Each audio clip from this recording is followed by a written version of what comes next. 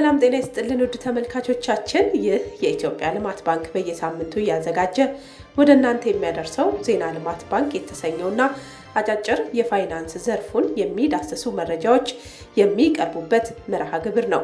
በዜና ልማት ባንክ ፕሮግራማችን ባንካችን በሳምንቱ ያከናወናቸውን አበይት ጉዳዮች ወደ እናንተ የምናደርስበት ዝግጅት ነው። ከመረጃዎቹ ጋር ትዕግስት ንጉሴ ነኝ። ቀዳሚ ወደምናደርገው መረጃችን እናልፋለን። የሚኒስቴሮች ምክር ቤት የኢነርጂ ረቂቅ ፖሊሲን በማጽደቅ ተግባራዊ እንዲደረግ ወሰነ። የሚኒስትሮች ምክር ቤት በዋጋ ተመጣጣኝና ተወዳዳሪ የኢነርጂ አቅርቦት እንዲኖር ያስችላል የተባለለትን የኢነርጂ ረቂቅ ፖሊሲ በማጽደቅ ተግባራዊ እንዲሆን ወስኗል። የሚኒስትሮች ምክር ቤት በሳምንቱ መጀመሪያ ባከናወነው 55ኛ መደበኛ ስብሰባ የብድር ስምምነቶችን ረቂቅ አዋጅና ደንቦችን እንዲሁም ፖሊሲዎችን በሚመለከት ተወያይቶ ውሳኔ ማሳለፉን አስታውቋል። ምክር ቤቱ ውሳኔ ካሳለፈባቸው ፖሊሲዎች መካከል አንዱ የሆነውና ከ1986 ዓ.ም ጀምሮ ለረዥም ዓመታት ያገለገለውን ፖሊሲ ለማዘመን የተዘጋጀውን የኢነርጂ ረቂቅ ፖሊሲ የሚመለከት ነው። ፖሊሲው ከሀገር በቀል የኢኮኖሚ ሪፎርም፣ ከ10 ዓመቱ የልማት እቅድ፣ ከአረንጓዴ ግቦችና ከሌሎች ፖሊሲዎች ጋር እንዲጣጣም ተደርጎ የተዘጋጀ ነው። የኢነርጂ ልማት ስራዎች ላይ የግሉን ዘርፍና ክልሎችን ለማሳተፍና የኢንቨስትመንት ፍሰቱን ለማሳደግ የሚያግዝ ነው የተባለለት ፖሊሲው ሀገሪቱ በቀጠናው ያላትን የኢነርጂ አቅም በማሳደግ የውጭ ምንዛሬ ግኝትን ለማሳደግ እንደሚረዳም ተመላክቷል። የኢነርጂ ሀብትን በአነስተኛ ዋጋ በማልማት ዘላቂ፣ አስተማማኝና ደህንነቱ የተጠበቀ የኢነርጂ አቅርቦት እንዲኖርና የዜጎችን ተጠቃሚነት ለማረጋገጥ እንዲያስችል የተዘጋጀ ነው የተባለው ረቂቁ ለምክር ቤቱ መቅረቡንና ውይይቱም ከተደረገ በኋላ ግብአቶችን በመጨመር ከጸደቀበት ግንቦት 18 ቀን 2018 ዓ.ም ጀምሮ ተግባራዊ እንዲደረግ በሙሉ ድምፅ መወሰኑም ተመላክቷል። ወደ ተከታዩ መረጃችን እናልፋለን። የኢትዮጵያ ብሔራዊ ባንክ በአራተኛው ሩብ ዓመት $200 ሚሊዮን የውጭ ምንዛሬ ጨረታ ሊያወጣ ነው። ባንኩ የ2018 በጀት ዓመት የመጨረሻ ሩብ ዓመት የውጭ ምንዛሬ ጨረታ መርሃ ግብር ይፋ ያደረገ ሲሆን ለዚሁ ተግባር $200 ሚሊዮን የአሜሪካን ዶላር መመደቡን አስታውቋል።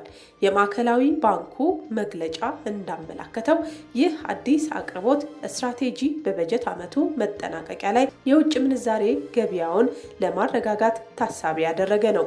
ባንኩ ባለፈው ዓመት ህዳር ወር ይፋ ካደረገው $520 ሚሊዮን አቅርቦት አንጻር በሶስተኛው ሩብ ዓመት የነበረው አሰራር በእያንዳንዱ ጨረታ $70 ሚሊዮን በ6 ክፍለ ጊዜ መከፋፈሉ ይታወሳል። ይሁን እንጂ አሁን ባለው የሰኔ ወር እቅድ መሰረት አጠቃላይ $200 ሚሊዮን በሁለት ዋና ዋና ጨረታዎች ተከፋፍሎ ይቀርባል። ይህም በእያንዳንዱ የጨረታ መስኮት $100 ሚሊዮን እንዲኖር ያደርጋል ተብሏል።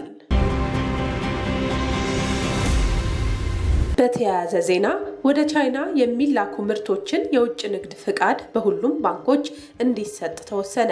የኢትዮጵያ ብሔራዊ ባንክ ወደ ቻይና የሚላኩ ምርቶች የውጭ ንግድ ፍቃድ በሁሉም ባንኮች እንዲሰጥ ውሳኔ አስተላልፏል። በሁለቱ ሀገራት አጠቃላይ የኢኮኖሚና የፋይናንስ ትብብር ስምምነት መሰረት ወደ ቻይና የሚላኩ ምርቶች የውጭ ንግድ ፍቃድ በኢትዮጵያ ንግድ ባንክ ብቻ እንዲሰጥ ተወስኖ እንደነበረ ባንኩ አስታውሷል።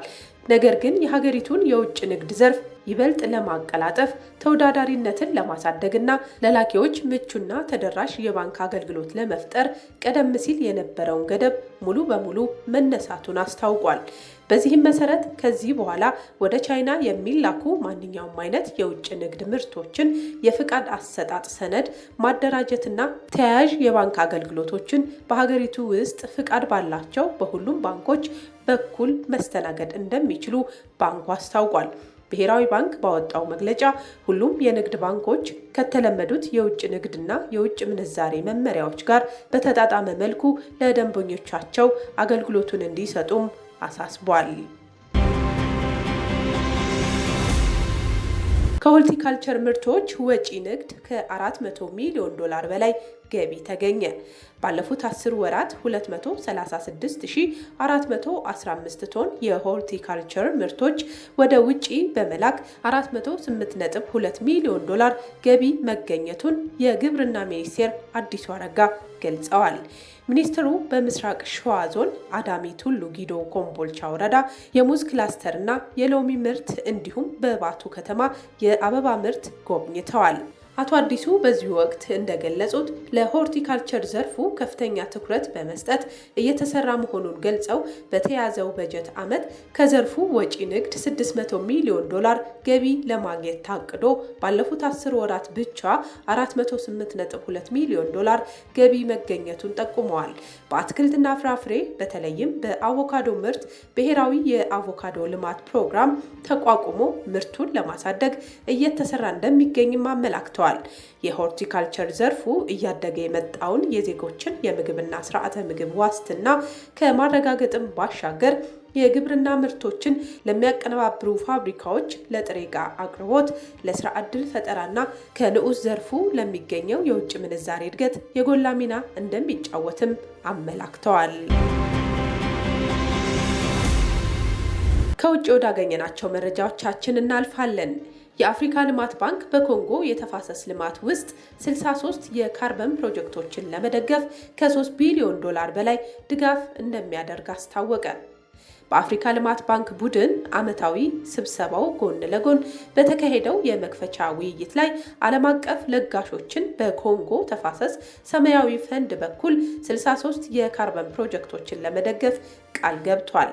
ድጋፉ የአየር ንብረት ለውጥን ለመዋጋትና ሰማያዊ ኢኮኖሚን ለማስተዋወቅ ያለመውና የአፍሪካ ሕብረት አካል የሆነውን የኮንጎ ተፋሰስ ሰማያዊ ፈንድ ለማልማት የተደረገ መሆኑም በውይይቱ ተመላክቷል።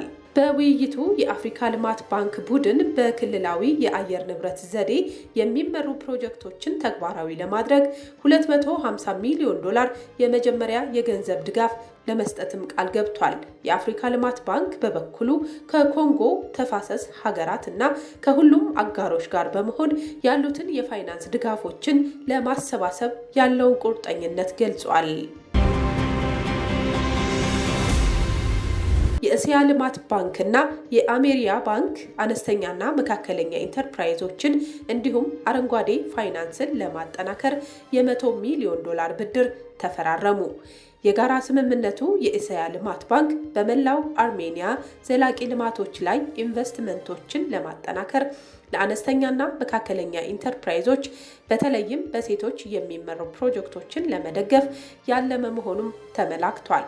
ከጠቅላላ ድጋፉ ውስጥ እስከ 75 በመቶ የሚሆነውን የኤስኤምኢ ብድር የሚደግፍ ሲሆን ቀሪው 25 በመቶ ደግሞ ለአረንጓዴ ፋይናንስ፣ ታዳሽ ኃይልና የኢነርጂ ቆጣቢነት ጨምሮ የሚውል መሆኑም ተመላክቷል።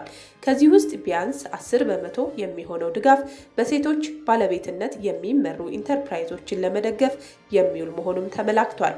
ይህ ድጋፍ በተለይም በአርሜኒያ ኢኮኖሚ ውስጥ የአነስተኛና መካከለኛ ኢንተርፕራይዞች ሚና ከግምት ውስጥ በማስገባት የተሻለ እድገት ለማምጣት አስፈላጊ ነውም ተብሏል። ከዚህም በተጨማሪ የእስያ ልማት ባንክ የአሜሪያ ባንክን ተቋማዊ አቅም ለማጠናከር እስከ 125,000 ዶላር የሚደርስ የቴክኒክ ድጋፍ እንደሚያደርግም ቃል ገብቷል።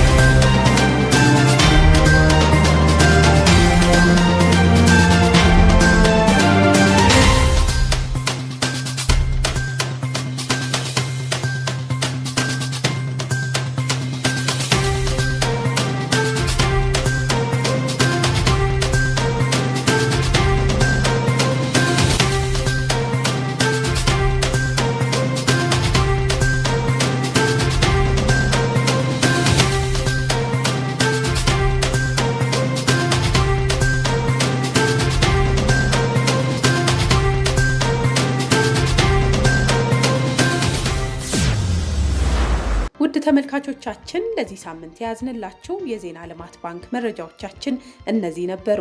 አብራችሁን ስለቆያችሁ ከልብ እናመሰግናለን። ሳምንት በሌሎች መረጃዎች እንገናኛለን። እስከዚያው ሰላም ቆዩን።